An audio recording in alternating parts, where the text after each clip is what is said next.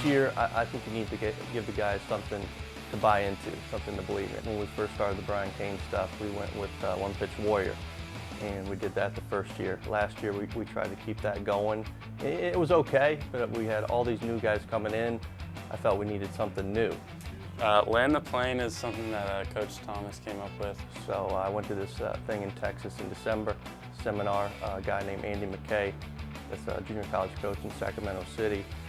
He did the mental speech there, and he showed a clip of Sully Solinger and Katie Couric and talking about how he landed the plane in the Hudson. A man named Sully landed his plane on the Hudson River with a lot of passengers on there, and he talks about how difficult it was to do the task, but he had to stay focused with it, and he had to stay focused with the task that was ahead of him, and how one thing could not just affect him. I thought it was very relative about, talking about going through his checkpoints.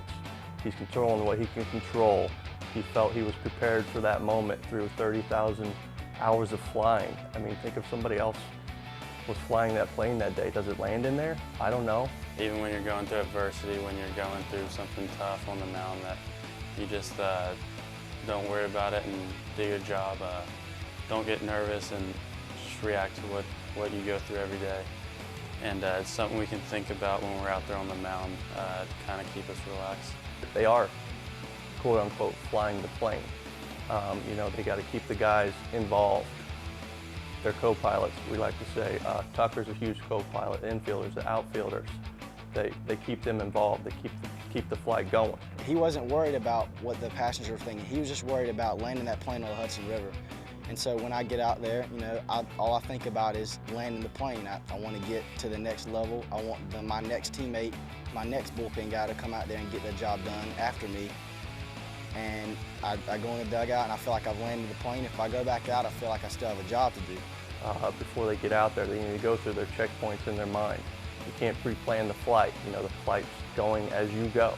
The game is going as you go. You can't pre-plan that outing. If you do, more often than not, when it doesn't go right, you're not prepared for that.